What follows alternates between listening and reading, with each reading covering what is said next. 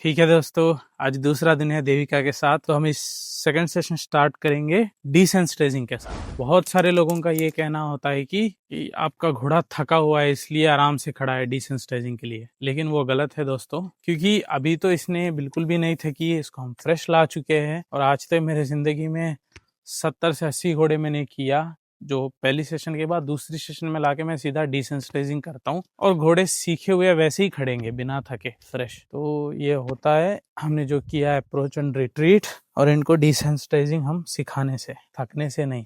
तो दोस्तों सेम चीज करेंगे हम दूसरी तरफ। घोड़ी की पीठ पे, ठोम पे, गर्दन पे, पूरी टॉप लाइन, घोड़ों के पैर पे, हर जगह घोड़ी रिलैक्स होना चाहिए।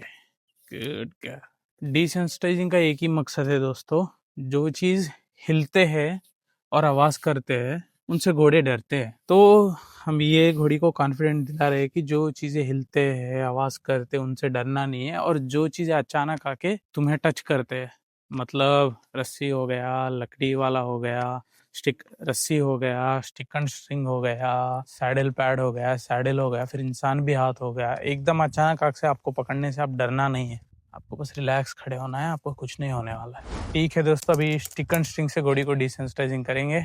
कल हमने घोड़ी के साथ किया स्टिक एंड स्ट्रिंग से और एक ऑस्ट्रेलियन स्टॉक विप से, जो कि मैं आपको अभी दिखाने वाला हूँ। उससे हम डिसेंसिटाइज किया। उससे बहुत जोर की आवाज आती है, गन साउंड की तरह।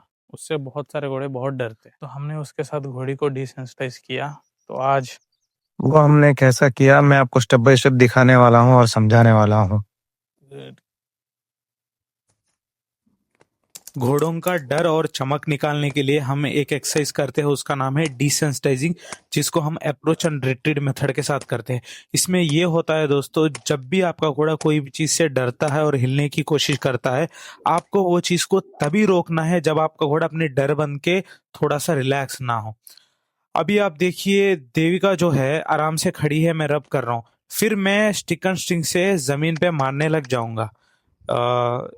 जैसे कि मैं अभी जमीन पे मार रहा हूँ, देविका उस चीज से डर के गोल भाग रही है, तो यहाँ पे मैं जबरदस्ती करके देविका को रोक नहीं रहा हूँ। देविका खुद अपनी मर्जी से भाग के फिर अपने डर को खत्म करके आराम से खड़ी है। जब मुझे लगा कि देविका रिलैक्स हो गई है, तब जाके मैं वो जो आवाज कर रहा था उसको रोकूंगा। उससे घोड़ी को यह समझ में आएगा कि जब भी कोई भी चीज हिले और आवाज करे, वहां से डर के भागना सही जवाब नहीं है, वो उल्टा जवाब, गलत जवाब है। और जब भी मैं आराम से खड़ी होती हूँ, तब जाके मुझे रिलैक्स होने का मौका मिलेगा। ये सही जवाब है। याद रखना है आपको, दूसरी तरफ भी करना है। तो इस साइड में जैसे जमीन पे मारना स्टार्ट किया, उससे हल्का सा घोड़ी डरी लेकिन आराम से खड़े हो गई। अगर आप भी चाहते हो कि डिसेंसिटाइजिंग का फुल गाइड, तो हमारे इंस्टाग्राम की ये रील पे जाके कमेंट कीजिए डिसेंसिटाइज, और आपको फुल गाइड मिल जाएगा दोस्तों। डिसेंसिटाइज दोनों तरफ भी करना जरूरी है। और जब भी मैं डिसेंसिटाइजिंग कर रहा हूँ, अगर आप घोड़ी की बॉडी लैंग्वेज ऑब्जर्व किए तो घोड़ी बिना डर खड़ी होगी, एक हैंड अपनी पीछे का हैंड लेग को कॉक करके खड़ेगी, अपने लिप्स को लिक करेगी और अपनी गर्दन को थोड़ा नीचे करेगी। ये पूरे एक रिलैक्सिंग घोड़े के साइंस होते हैं। गुड यार, मैं नहीं चाहता हूँ कि जब मैं इसके साथ होता हूँ तो ये परेशान हो, आराम से रिलैक्स होना चाहिए। गुड यार। ओके दोस्तों, अभी मैं आपको दिखाऊंगा मेरा डिसेंसिटाइज करने के मेरा favourite tool, Australian stock whip. इससे जो लाउड नॉइस आती है उससे घोड़े बहुत डरते हैं, तो इसलिए मेरा फेवरेट टूल है कि जब एक घोड़े को इसके साथ हम डिसेंसिटाइज करें, इसके साथ घोड़ी का डर हम मिटा पाए, तो बाकी सारी चीज़ें बहुत आसान हो जाएगी घोड़ी के लिए।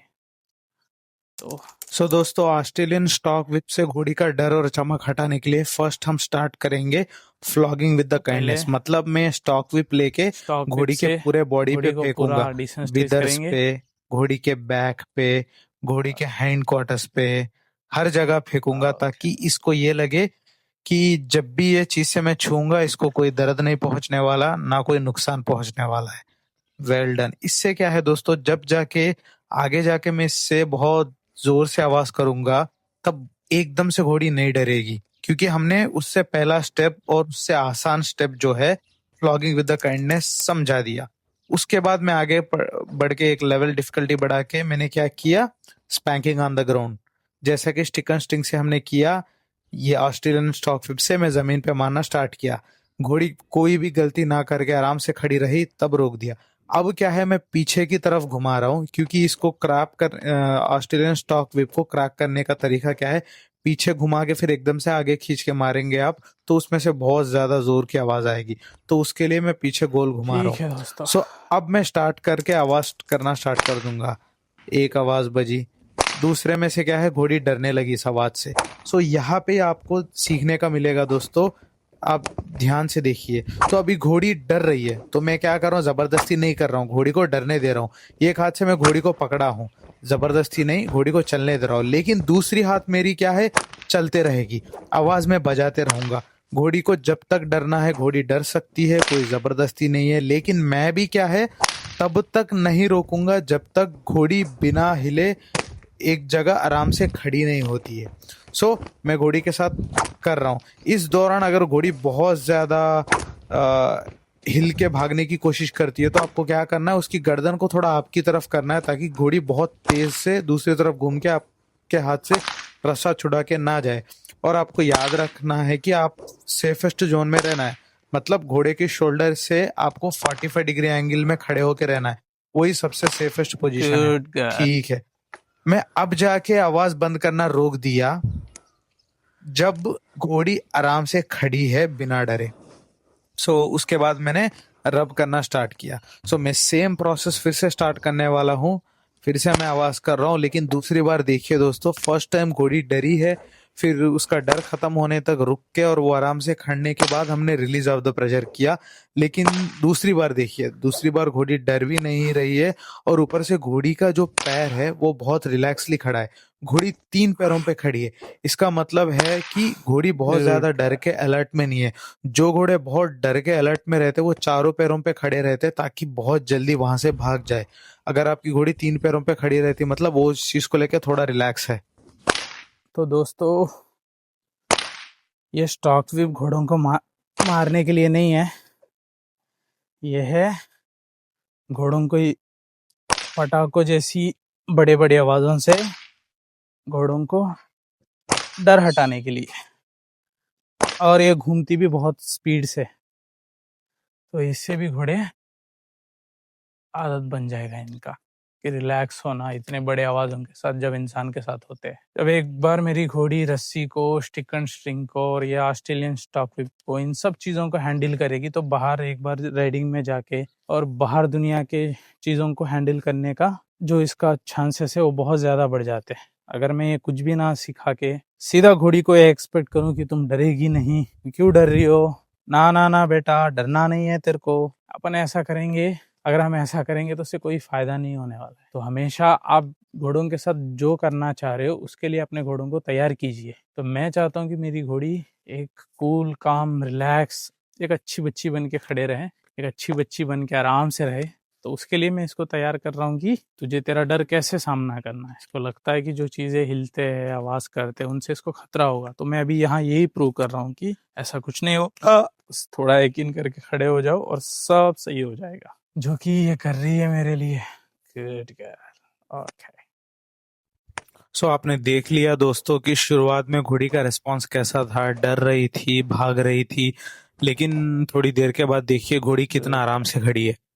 सो अभी मैं दूसरा तरफ आ गया और इस तरफ आके फिर से स्टेप बाय स्टेप स्टॉप करने वाला हूँ, जो कि मैं पीछे किया, फिर जाके मैंने आवाज करना स्टार्ट किया। क्योंकि हमने दूसरी तरफ बहुत अच्छे से सिखाया है, तो हो सकता है कि घोड़ी उस चीज को याद रख के इस तरफ भी आराम से खड़ी है। लेकिन आपको याद रखना है कि जब भी आप कोई भी चीज घोड़े को सिखाते हो, उसको तुरंत दूसरे तरफ भी आके सिखाना आपको बहुत जरूरी है। और दूसरी बात, एक चीज आपने अपने घोड़ों को लेफ्ट तरफ सिखाया, उसका ये मतलब नहीं कि आपका घोड़ा दोनों तरफ सीख जाएगा। राइट साइड भी इतना अच्छे से सीखाएगा, इसकी कोई जरूरत है नहीं। राइट साइड भी आके आपको ठीक करना है। तो यहाँ पे देविका उस चीज को लेके नहीं डर रही थी, लेकिन मैं 3-4 बार राइट साइड भी आके ऐसा करूंगा।